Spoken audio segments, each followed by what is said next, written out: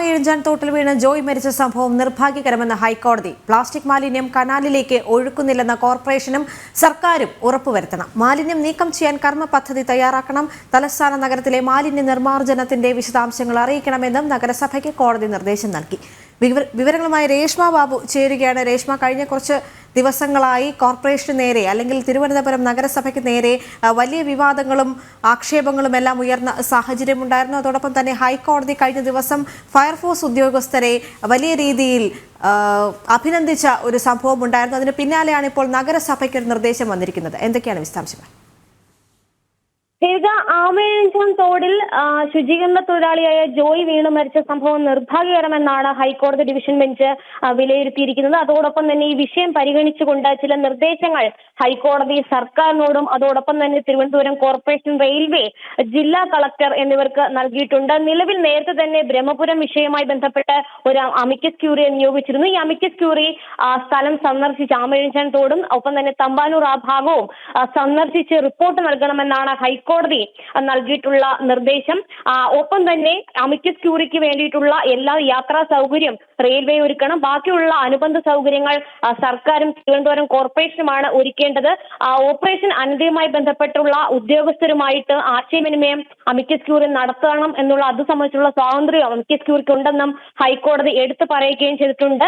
1.5 ലക്ഷം രൂപ പ്രതിഫലമായിട്ട് സർക്കാരും കോർപ്പറേഷനും റെയിൽവേയും തുല്യമായിട്ട് പങ്കിട്ടുകൊണ്ട് അമിക്കസ് ക്യൂറിക്ക് നൽകണമെന്നും ഹൈക്കോടതി ഈ ഇടക്കാല ഉത്തരവിലൂടെ നിർദ്ദേശം നൽകിയിട്ടുണ്ട്. പ്രധാനമായിട്ടും ഹൈക്കോടതി ഈ വിഷയം പരിഗണിച്ച വേളയിൽ ആമയിഴഞ്ചാൻ തോട് മുഴുവൻ പ്ലാസ്റ്റിക് കൂമ്പാരമാണ് എന്നുള്ള ഒരു വിമർശനമാണ് ഉണ്ടായത്. ഒപ്പം തന്നെ റെയിൽവേയുടെ ഭാഗം അല്ലെങ്കിൽ റെയിൽവേയുടെ ആ അധീനതയിലുള്ള ഭാഗം വൃത്തിയാക്കേണ്ടത്, അവിടുത്തെ മാലിന്യം നീക്കം ചെയ്യേണ്ടത് റെയിൽവേയുടെ ഉത്തരവാദിത്തമാണ്. അതോടൊപ്പം തന്നെ ആ കനാലിലേക്ക് റെയിൽവേയുടെ അധികാര പരിധിയിലേക്ക് എത്തുന്ന മാലിന്യങ്ങൾ അവിടേക്ക് ഒഴുകി പോകുന്നില്ല എന്ന് ഉറപ്പുവരുത്തേണ്ടത് കോർപ്പറേഷന്റെ അതോടൊപ്പം തന്നെ ജില്ലാ കളക്ടറുടെയും ഉത്തരവാദിത്തമാണെന്ന് കൂടി ഹൈക്കോടതി ഓർമ്മിപ്പിക്കുകയും ചെയ്തിട്ടുണ്ട്.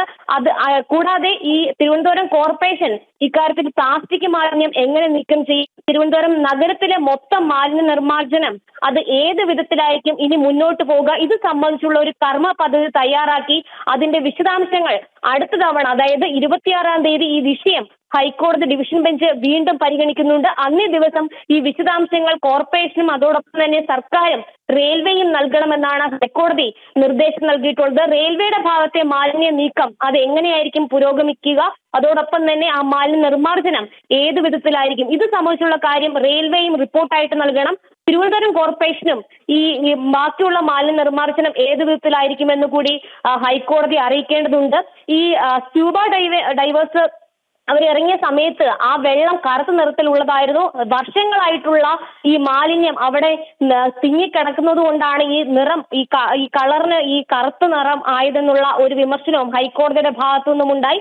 മാലിന്യം വർഷങ്ങളായിട്ട് ഇത്തരത്തിൽ കെട്ടിക്കിടക്കുന്ന ഒരു സാഹചര്യം, അക്കാര്യത്തിൽ നിന്ന് ആരെയും പഴിചാരാൻ അല്ലെങ്കിൽ പരസ്പരം പഴിചാരിക്കൊണ്ടുള്ള ഒരു കാര്യത്തിലേക്കല്ല പോകേണ്ടത്, മറിച്ച് ഇതിൽ സംയോജിതമായിട്ടുള്ള ഒരു ഇടപെടൽ ഇക്കാര്യത്തിൽ വേണമെന്നും ഹൈക്കോടതി എടുത്തു പറയുകയും ചെയ്തിട്ടുണ്ട്. അതിന്റെ അടിസ്ഥാനത്തിലാണ് അടിയന്തരമായിട്ട് തന്നെ ആമയിഴഞ്ചാൻ തോടിലെ മാലിന്യം നീക്കം ചെയ്യണമെന്നുള്ള ഒരു കർശന നിർദ്ദേശം തിരുവനന്തപുരം കോർപ്പറേഷനും അതോടൊപ്പം തന്നെ റെയിൽവേയുടെ പരിധിയിലുള്ള മാലിന്യം നീക്കം ചെയ്യാൻ റെയിൽവേക്കും ഹൈക്കോടതി നിർദ്ദേശം നൽകിയിട്ടുള്ളത്.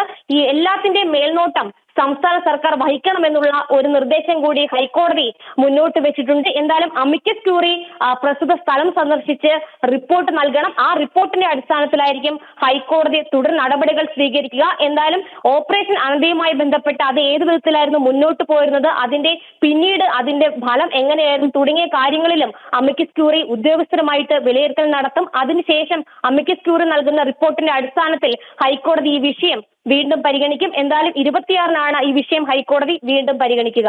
ദേവിക.